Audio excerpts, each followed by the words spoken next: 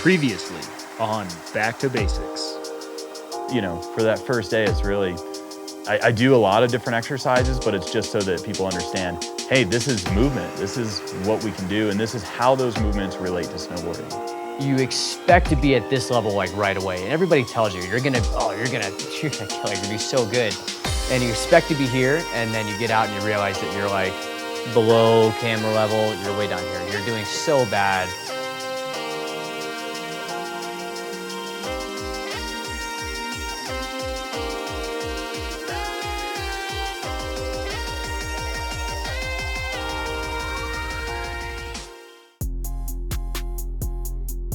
Knowing that someone's been out on the hill already, I don't always see it as an advantage. I sometimes will see that as a disadvantage because they're already focused on trying to achieve something. So it's not working with a blank slate, which I love the first day because it is very blank slate. To be honest, any person you work with, whether, you know, they're always coming with certain life experiences, and the more you can tap into those life experiences, the better you can as a coach connect with them individually and create an experience for them that really allows them to progress and have a great experience right out the gate.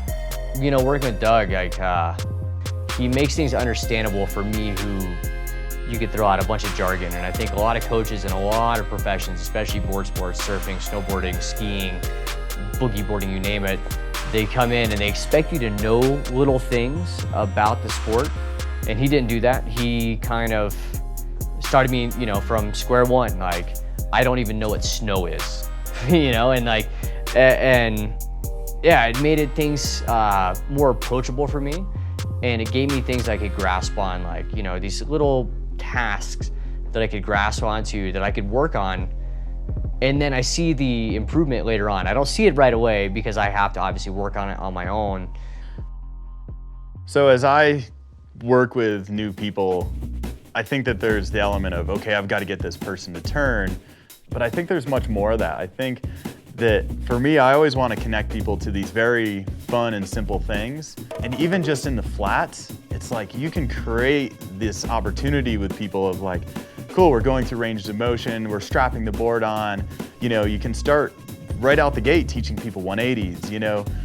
When we started working into skating, it's like, cool, I'm not only going to teach you how to skate, I'm also going to teach you how to do this one-footed trick that's really fun and cool. One-footed. So first thing, my foot's behind, I've got a little bit of edge. I want to just feel that edge. Again, feeling the ability to push into the edge and hold the edge, and then being able to flatten the edge and slide it. Nice. Now step over to the toe edge, little finesse move over the toe edge, same thing. Slide the edge, push on it, and skid it. So now, let's just give small pushes as I skate. When I skate, I like to keep my heels together, my toe aimed towards the tail.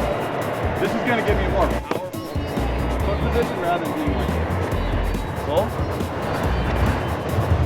There you go. Now turn. Sweet. Skate back down. The zone I want to skate in is going to be between these two bindings. See how you sometimes get out here? I start to lose balance and power.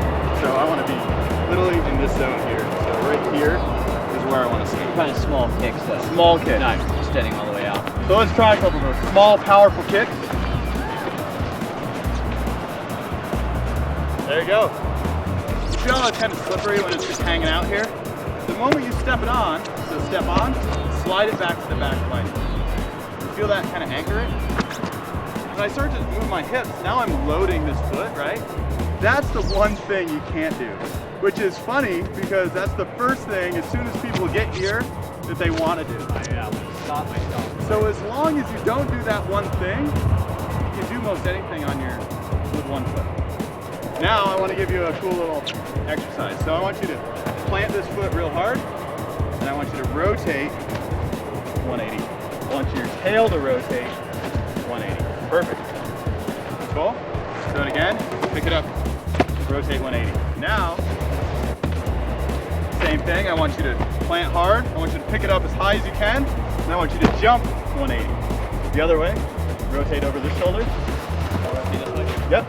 Plant hard. There you go. Lift it up real high. Rotate 180. All right, start to rotate and then land. Start to rotate and then land. Nice. Push, push.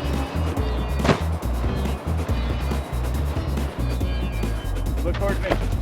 Nice. And ride it away, ride it away. Nice.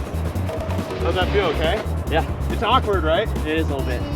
Reason why I want you to do this because there's a trick called the fast plant, first off. And the fast plant is very similar to getting off the lift. I'm relaxing on the chair. I'm kicking it like this, right? I'm looking forward. And then that landing pad comes up to me. I rotate like this, right? It's kind of an awkward rotate of the tail.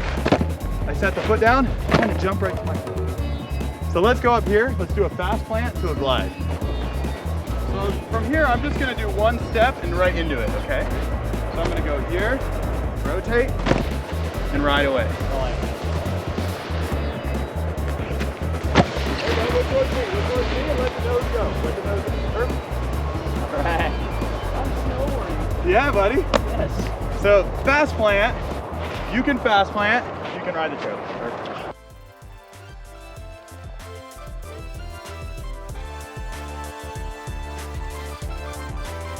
Those things for me are like what I think connect people to the greater world of snowboarding. It connects people to actually achieving an outcome before they've ever left the flats.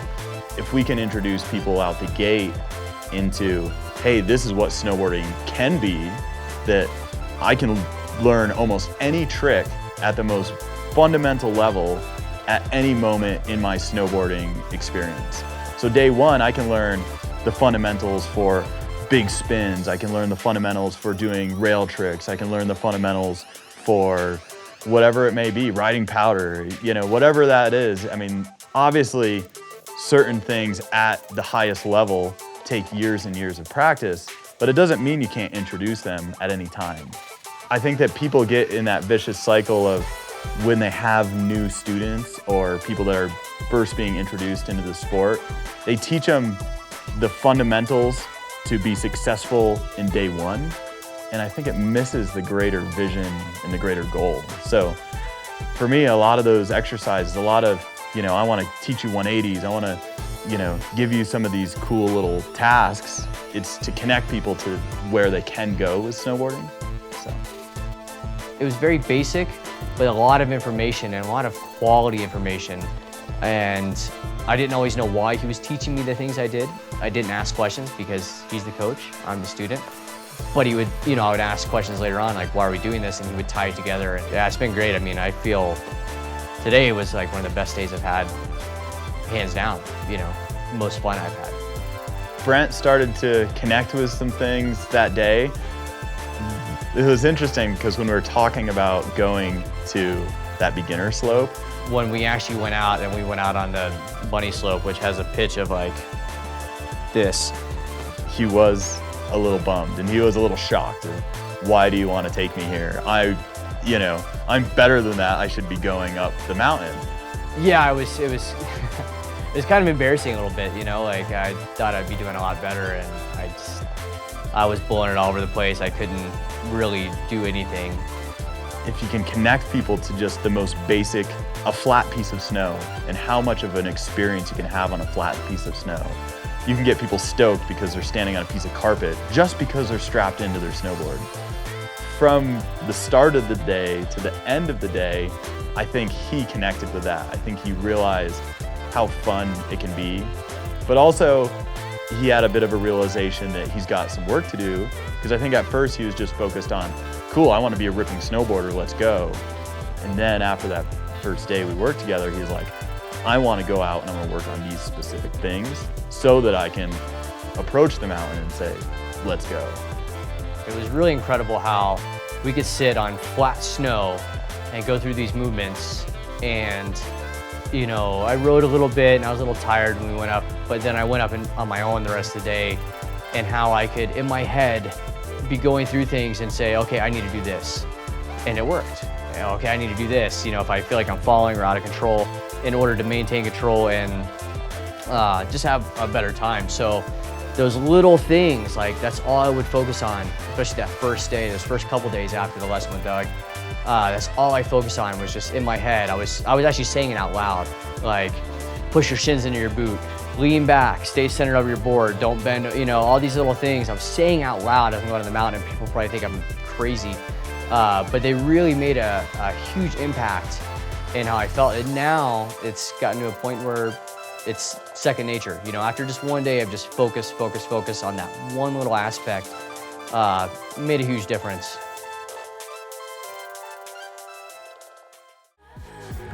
Next time on Back to Basics.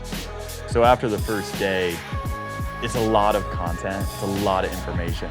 I knew no matter what it was going to be very simple. It was kind of cool. It kind of made me feel good because I felt like you guys trusted me enough to let's go do this stuff, and maybe we're gonna go do something more challenging.